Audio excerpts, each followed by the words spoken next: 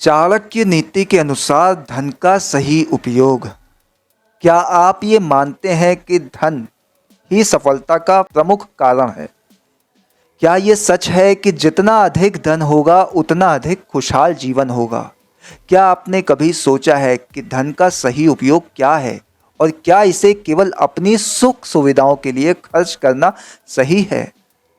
इन सवालों का जवाब हमें समय समय पर सोचने को मिलता है, क्योंकि आजकल हम सभी का जीवन किसी न किसी रूप में धन से जुड़ा हुआ है। हम धन को सिर्फ एक साधन मानते हैं जिसके माध्यम से हम अपनी आवश्यकताएं पूरी करते हैं और ऐशो आराम की वस्तुएं खरीदते हैं। लेकिन क्या हमें धन का सही उपयोग करने की शिक्षा दी जाती है? क्या हम जानते हैं कि धन का सही उपयोग समाज, राष्ट्र और व्यक्तिगत उन्नति के लिए कैसे किया जा सकता है?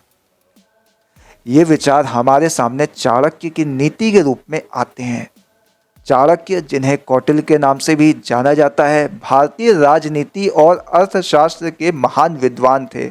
उनके दृष्टिकोण से धन का उद्देश्य सिर्फ भौतिक सुख साधन नहीं, बल्कि जीवन के उच्च उद्देश्य की पूर्ति और समाज की प्रगति में योगदान करना है।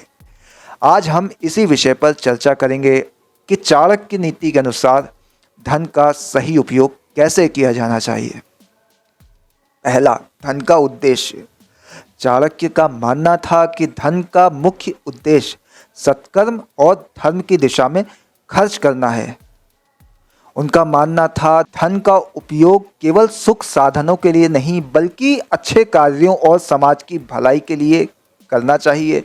ये सिद्धांत हमें सिखाता है कि धन केवल व्यक्तिगत सुख के लिए नहीं, बल्कि समाज के कल्याण और जनहित में भी खर्च किया जाना चाहिए।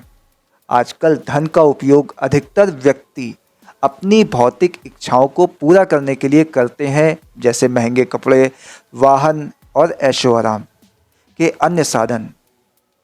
लेकिन चाणक्य का दृष्टिकोण ये था कि धन का असली उद्देश्य समाज की सेवा में होना चाहिए। फॉर एग्जाम्पल, गरीबों की मदद करना, शिक्षा और स्वास्थ्य सेवाओं में निवेश करना और समाज में सकारात्मक बदलाव लाने के लिए धन का प्रयोग करना, यही धन का सही उपयोग है। दूसरा, धन का संचय। चाणक्य का मानना था कि धन का संचय भी जरूरी है, लेकिन ये केवल स्वार्थपूर्ण उद्देश्य के लिए नहीं होना चाहिए। उनका मानना था धन अर्जित करने का उद्देश्य अपने और अपने परिवार के भरण पोषण के लिए होना चाहिए, ना कि दूसरों से श्रेष्ठता दिखाने के लिए। चाणक्य का ये दृष्टिकोण दर्शाता है कि हमें धन को केवल अपने सुख साधनों के लिए नहीं, बल्कि अपने परिवार और समाज की ज़रूरतों को पूरा करने के लिए अर्जित करना चाहिए। धन अर्जन का ये उद्देश्य तभी सफल होता है जब हम उसे सही दिशा में खर्च करने की क्षमता रखते हैं। धन का संचय करना केवल इसलिए नहीं है कि हम दूसरों से श्रेष्ठ दिख सकें, बल्कि ताकि हम भविष्य में आने वाली कठिनाइयों का सामना कर सकें। तीसरा, धन का निरर्थक खर्च। चाणक्य का मानना था कि धन का निरर्थक खर्च आत्मघाती है।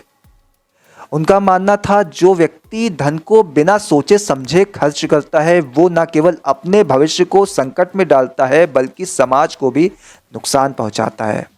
आजकल समाज में बहुत से लोग दिखावे और फिजूल खर्ची के कारण अपने धन का दुरुपयोग करते हैं।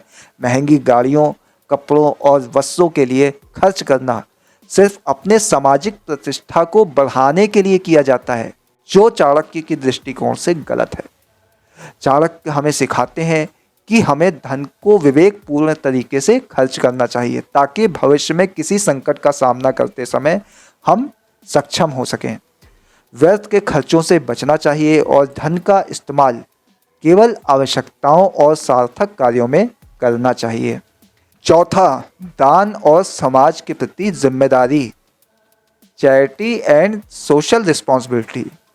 चाणक्य ने धन का एक बड़ा हिस्सा दान और समाज के कल्याण में लगाने का संदेश दिया।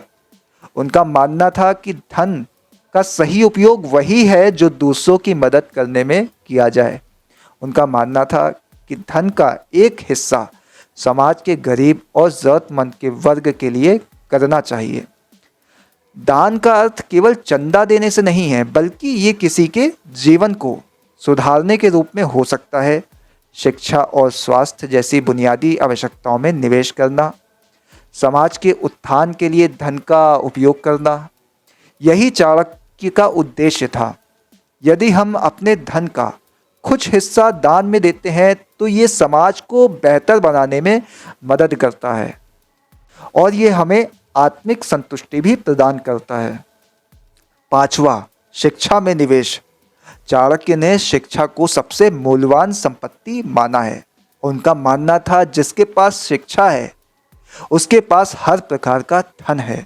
उनका ये मानना था कि धन का सबसे अच्छा उपयोग शिक्षा में निवेश करने से किया जा सकता है। शिक्षा न केवल व्यक्ति के जीवन को सुधारती है बल्कि पूरे समाज और राष्ट्र को भी प्रगति की दिशा में ले जाती है। चाणक्य के अनुसार धन का निवेश शिक्षा में करना सबसे बुद्धिमानी भरा कदम है। ये निवेश न केवल वर्तमान पीढ़ी को लाभ पहुंचाता है बल्कि आने वाली पीढ़ियों को भी एक मजबूत आधार देता है। शिक्षा के माध्यम से हम अपने समाज को उन्नति की ओर ले जा सकते हैं और समाज में व्याप्त अज्ञानता को दूर कर सकते हैं। छठा, चाणक्य का ये मानना था कि धन का उपयोग अपने स्वास्थ्य में निवेश करने के लिए भी किया जाना चाहिए। उनका मानना था स्वास्थ्य सबसे बड़ा धन है।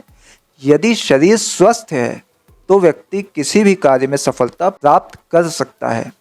इस दृष्टिकोण से ये स्पष्ट होता है कि धन का उपयोग अपनी शारीरिक और मानसिक स्थिति को बेहतर बनाए रखने के लिए किया जाना चाहिए। आजकल लोग अपने स्वास्थ्य को नज़रअंदाज करते हुए भौतिक सुख साधनों पर ध्यान केंद्रित करते हैं, लेकिन चाणक्य ये हमें सिखाते हैं कि स्वास्थ्य ही सबसे बड़ा धन है और हमें अपनी प्राथमिकताओं में इसे सबसे ऊपर रखना चाहिए। सातवां, अत्यधिक धन संग्रह से बचना। चाणक्य का ये भी मानना था कि अत्यधिक धन का संग्रह करना स्वास्थ्यपूर्ण होता है और ये मानसिक संतोष को नष्ट करता है। उनका मानना था जो व्यक्ति धन को जमा करने के लिए धन कमाता है वो कभी संतुष्ट नहीं होता। इस विचार से ये स्पष्ट होता है कि हमें धन के प्रति अपने दृष्टिकोण को संतुलित रखना चाहिए। अत्यधिक धन संग्रह करने का उद्देश्य केवल भोग विलास के लिए नहीं होना चाहिए। धन का सही उपयोग उसे आवश्यकताओं के अनुसार और समाज की भलाई में खर्च करने के लिए है। चाणक्य हमें सिखाते हैं कि धन का संचय करना एक अच्छा कार्य है, लेकिन उसका सही दिशा में उपयोग करना और समाज की भलाई के लिए खर्च करना ज़्यादा महत्वपूर्ण है। चाणक्य की नीतियों के अनुसार धन का सही उपयोग न केवल व्यक्तिगत लाभ के लिए बल्कि समाज और राष्ट्र की प्रगति के लिए भी किया जाना चाहिए। यदि हम धन का विवेकपूर्ण उपयोग करते हैं तो न केवल हम अपने जीवन को बेहतर बना सकते हैं बल्कि समाज में भी सकारात्मक बदलाव ला सकते हैं। चाणक्य का ये दृष्टिकोण हमें सिखाता है कि धन केवल एक साधन है और इसका सही उपयोग जीवन के उद्देश्य को प्राप्त करने के लिए किया जाना चाहिए। धन का सही उपयोग न केवल हमारे जीवन को बेहतर बनाता है बल्कि समाज और राष्ट्र की प्रगति में भी योगदान देता है। अगर हम चाणक्य की इन नीतियों को अपने जीवन में उतारें तो न हम केवल धन के सही उपयोग का पालन करेंगे बल्कि एक बेहतर समाज और राष्ट्र के निर्माण में भी अपना योगदान देंगे।